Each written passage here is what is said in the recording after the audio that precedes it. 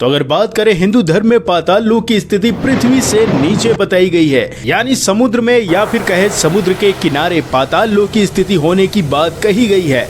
और पुराणों के अनुसार ऐसा कहा जाता है कि पाताल लोक में नाग, दैत्य, दानव और यक्ष रहते हैं। और हमारे वेदों में ऐसा जिक्र भी है कि राजा बलि को भगवान विष्णु ने पाताल के सुतल लोक का राजा बनाया है और वो तब तक वहां राज करेंगे जब तक कि भगवान विष्णु का कलयुग में कल की अवतार नहीं हो जाता और वो कलयुग का अंत नहीं कर देते। तो ये बातें पुराणों के अनुसार साबित हो जाती है कि राजा बलि अभी भी जीवित है और वो भगवान कल की अवतार के होने की प्रतीक्षा कर रहे हैं। यानी अगर हम पाताल लोक की जानकारी को अच्छे से एनालाइज करें तो हिंदू पुराण ग्रंथों में त्रिलोक का वर्णन मिलता है और ये त्रिलोक हैं कृतिक त्रिलोक, दूसरा है महलोक और तीसरा है अकृत त्रिलोक। और ऐसा कहा जाता है कि कृतिक और अकृतिक लोक के बीच महालोक स्थित है और कृतिक त्रिलोक जब नष्ट हो जाता है तब वो भस्म रूप में महालोक में स्थित हो जाता है और नष्ट होने के बाद फिर से उनका निर्माण होता है और ये प्रक्रिया हमेशा चलती रहती है। लेकिन अगर हम बात करें मुख्य लोक यानी कृतिक त्रिलोक की, तो ऐसा कहा जाता है कि कृतिक त्रिलोक को त्रिभुवन भी कहते हैं और पुराणों के अनुसार ये लोक नश्वर है, यानी ये लोक हमेशा परिवर्तनशील रहता है,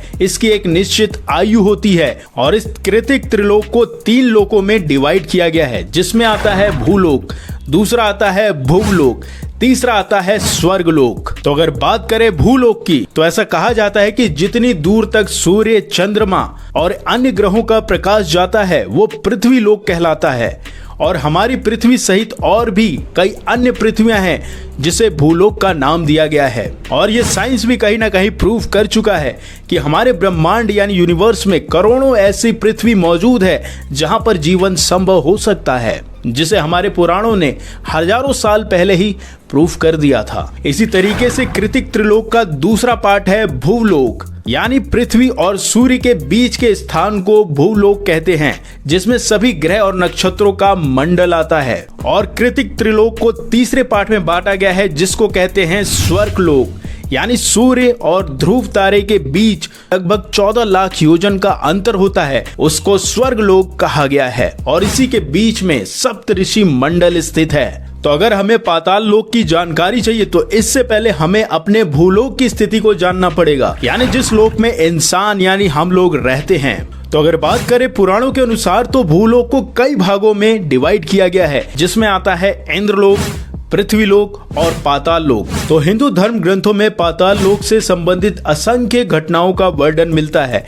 यानी ऐसा कहते हैं कि एक बार माता पार्वती के कान की बाली गिर गई थी और जाते जाते वो पानी में खो गई और जब उस मणि की खोजबीन की गई तो वो मणि मिली ही नहीं। बाद में पता चला कि वो मणि पाताल लोक में शेषनाग के पास पहुंच गई है। और पुराणों के अनुसार ऐसा कहा जाता है कि पाताल भी 7 प्रकार के हैं और उसमें से एक पाताल शेषनाग का है, यानी शेषनाग उस पाताल के राजा कहे जाते हैं। उसी लोक में माता पार्वती की कान की मणि गिर गई थी और उनको जब पता चला कि ये मणि माता पार्वती की है तो उन्होंने पाताल लोक से ही जोरदार फुफकार मारी और धरती के अंदर से गर्म जल फूट पड़ा और गर्म जल के साथ ही वो मणि बाहर निकल पड़ी। और इसी तरीके से एक और घटना ये साबित करती है कि पाताल लोक अवश्य मौजूद है। यानी रामायण में अहिरावण द्वारा प्रभु श्री राम और लक्ष्मण का हरण करके पाताल लोक ले जाने का वर्णन मिलता है और ऐसा कहा जाता है कि उनको छुड़ाने के लिए प्रभु हनुमान जी वहां जाकर अहिरावण का वध कर देते हैं और फिर वो पाताल लोक से भगवान राम और लक्ष्मण को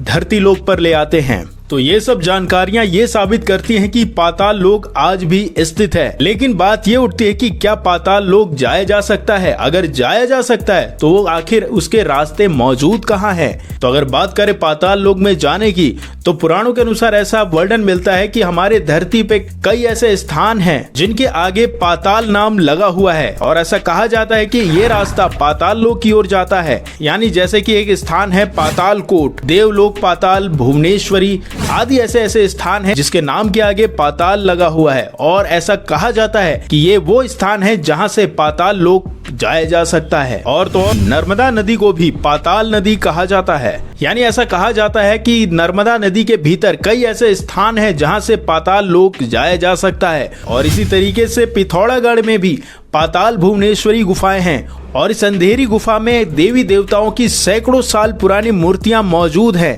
और ऐसा कहा जाता है कि इन मूर्तियों के बीच एक ऐसा खंभा है जो लगातार बढ़ता रहता है, जिसके बारे में ऐसी खबरें हैं कि ये रास्ता भी पाताल लोक की तरफ जाता है, लेकिन लोग इसके अंदर जाने से डरते हैं और गवर्नमेंट ने भी इसके अंदर जाने से बैन लगाया हुआ है, क्योंकि इसके अंदर जाने का तो रास्ता है, लेकिन इसका रास्ता कितनी दूर और अंदर जाएगा ये आज तक किसी को पता ही नहीं लगा है, क्योंकि इस गुफा के अंदर भी कई सारे रास्ते जाते हैं और इसका अंत कहां होता है इसको अभी तक कोई भी खोज या डिस्कवर नहीं कर पाया है। और इसी तरीके से हमारे पुराणों में भूलोक यानी पृथ्वी के नीचे 7 प्रकार के लोकों का वर्णन मिलता है। यानी विष्णु पुराण के अनुसार पूरे भूमंडल का क्षेत्रफल करीबन 50 करोड़ योजन का है और इसकी ऊंचाई 7 सहस्त्र योजन की है और इसके नीचे 7 लोक स्थित हैं, जिनके नाम हैं। पहला आता है अतल और ऐसा कहा जाता है कि अतल में मय दानव का पुत्र असुर बल रहता है। और इसी तरीके से दूसरा पाताल आता है, उसको कहते हैं वितल। इस वितल लोक में भगवान हटकेश्वर नामक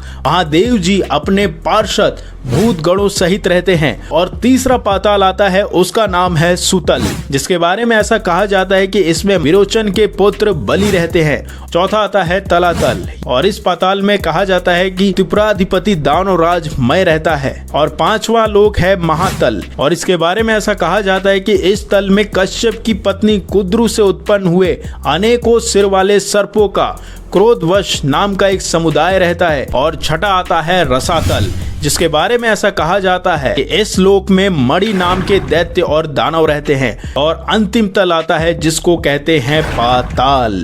इसमें वासुकी नाम का नाग प्रधान माना जाता है। तो इन सब पाताल लोकों के बारे में हमारे पुराणों में विस्तृत जानकारी दी गई है। लेकिन अगर हम बात करें आज के मॉडर्न साइंस के पैरेलल यूनिवर्स के बारे में, तो ये कहीं ना कहीं को रिलेट हो जाता है, जिसमें साइंस मानता है कि हमारी तरह कई अन्य ग्रह हैं और कई ऐसे स्थान भी हैं जहां पर मनुष्य हमसे आगे भी हो सकता है या हमसे पीछे भी, जिनका समय चक्र हमसे आगे भी हो सकता है और हमसे पीछे भी हो सकता है, जिसे हमारे वेदों के अनुसार अलग अलग लोकों में डिवाइड किया गया है। तो अगर आपको ये जानकारी अच्छी लगी तो इस वीडियो को अधिकतर लोगों के साथ शेयर करिएगा। फिर मिलते हैं किसी नए टॉपिक के साथ, तब तक के लिए नमस्कार।